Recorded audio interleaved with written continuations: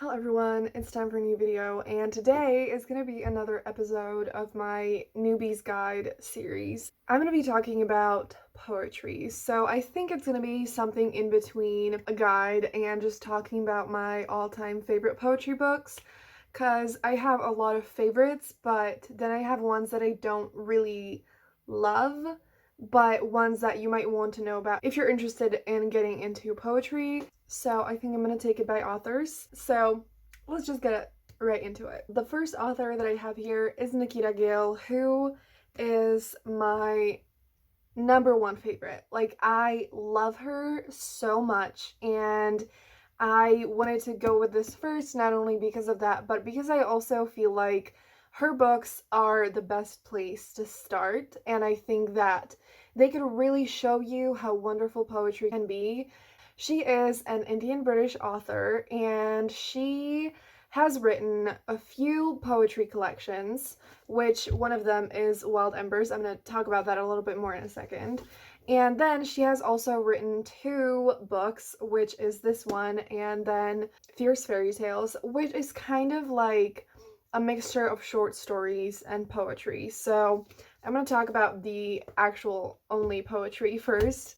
Wild Embers is on the front. It says that it's poems of rebellion, fire, and beauty. And it's just so empowering and so inspiring, and it's just about standing up for yourself and learning to believe in yourself and learning to love yourself, fighting for what you want, and it's beautiful. As you can see, it is really short. So one thing that is wonderful about poetry is, I mean, literally, it's, like, it's short little texts that you can read. It's not even an entire page of text.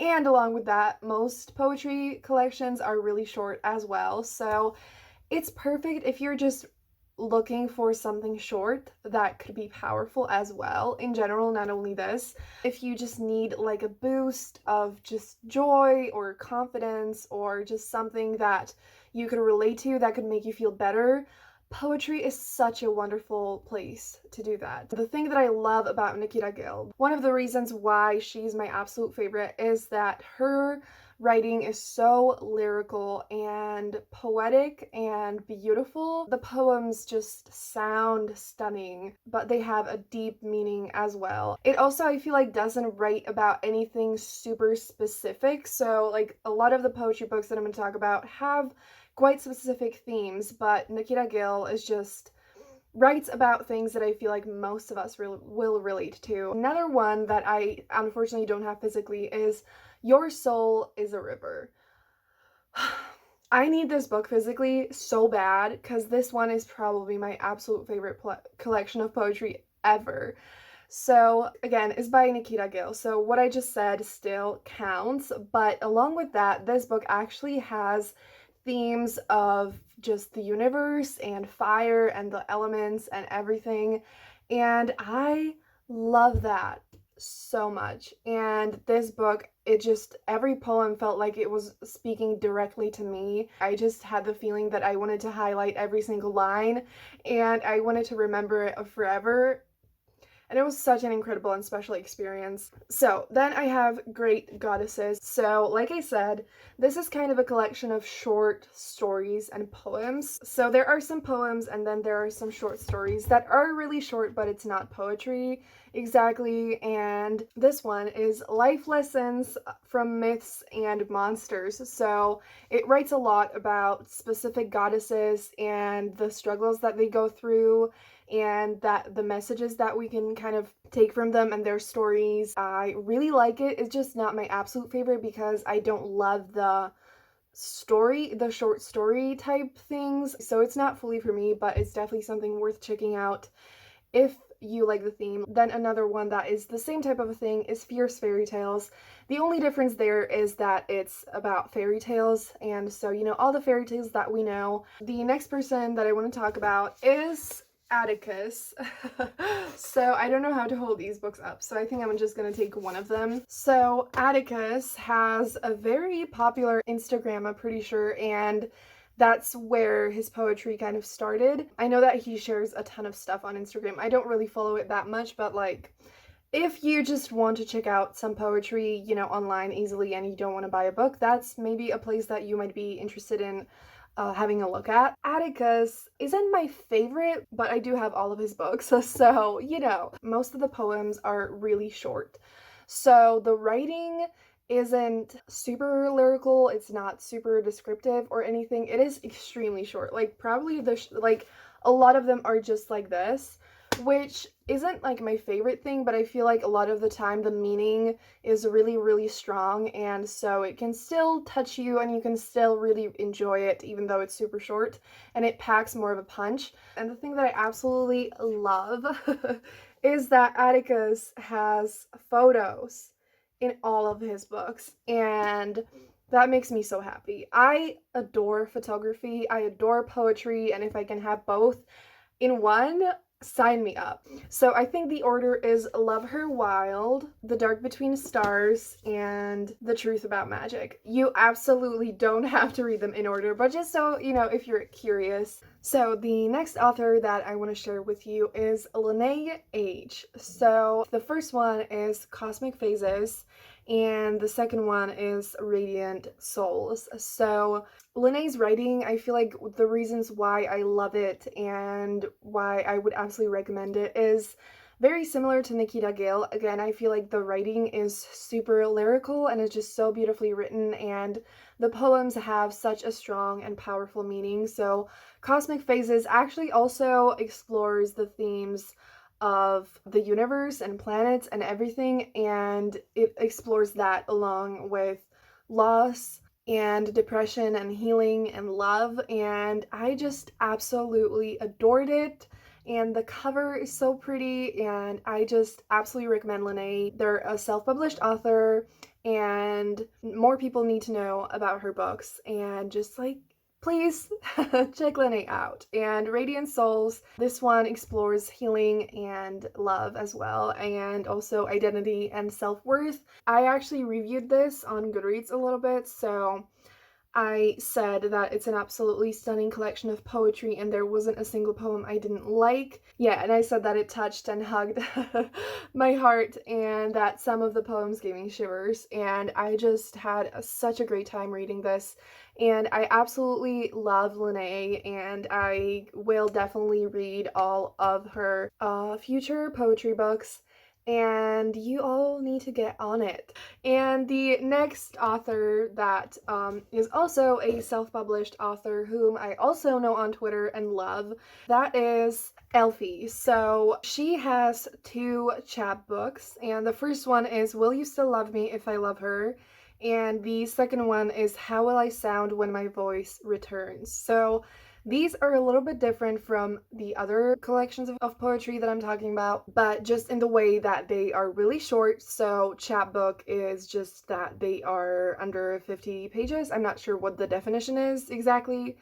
So this book mainly explores queerness and self-discovery, and again, this one is extremely short. It has 37 pages, so you can read it in, I don't know, like 30 minutes or even less. So it's perfect if you're looking for something short. Again, they are beautifully written and so powerful, and the second one explores the aftermath of sexual assault and trauma and all of that. So this one is definitely much heavier. It's also about anxiety and depression, and so, just a warning that it does handle those themes, so be careful. I just love these 2 books so much, and I really, really recommend them, and this one is also only 40 pages, so. And then another absolutely incredible self-published poet is Shelby Eileen, who has a lot of poetry collections out, so definitely check Shelby out.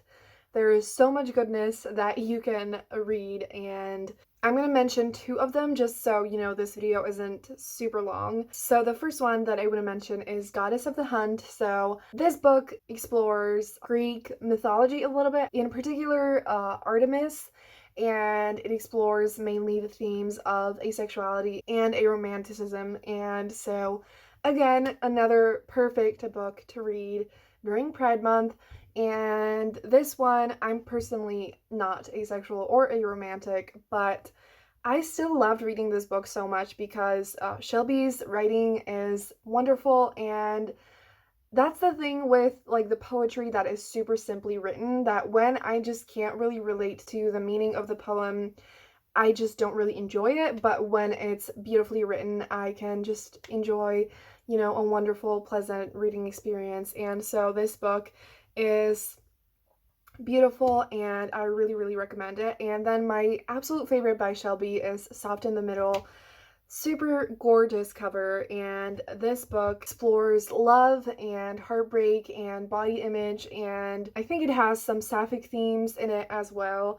And I just love it so much, and I need to get the book physically because it's so beautiful, and I absolutely recommend it. So I think I'm going to quickly talk about two authors that you might know about, and they're not my absolute favorites, but I feel like if I'm doing a poetry guide, I should probably include them. So the first one is Amanda Lovelace. So I have The Princess Saves Herself in this one, and The Witch Doesn't Burn in this one. So kind of similarly to Fierce Fairy Tales by Nikita Gill, these books explore fairy tales and kind of how they should have been told and the messages to learn from them, and just it's a lot about like girl power, self acceptance, and self worth. And the thing that I don't love about them is while the meaning is really powerful and important a lot of the time, the writing is extremely simple. And again, I just love poems that are really lyrical and descriptive. So that's not my absolute favorite thing.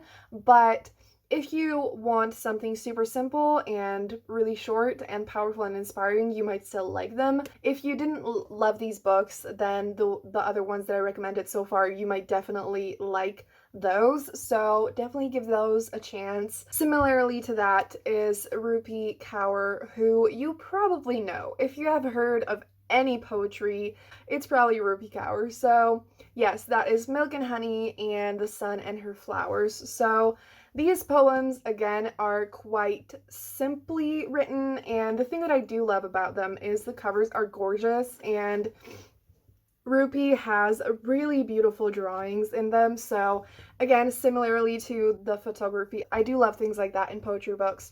But the writing just wasn't for me. I'm not saying it's bad, it's just not for everyone, And it does explore really, really important themes, and it did definitely make poetry more popular, I feel like, so they were definitely important books. So I'm now kind of gonna move into books that are only like one book by authors that I don't know, they might have more books than one, but I have only read one. So the first one is Helium by Rudy Francisco. So this book is a debut poetry collection. Rudy is a Black author, and the book is kind of divided into two. The first one is kind of personal, and it's about Rudy's life and things like that, and the second half is kind of more political. Goodreads describes it really well, better than I ever could. So it says that it's blending love poems, self-reflection, and biting cultural critique on class, race, and gender. So this book is definitely really powerful, and I loved it, and it only has 96 pages, so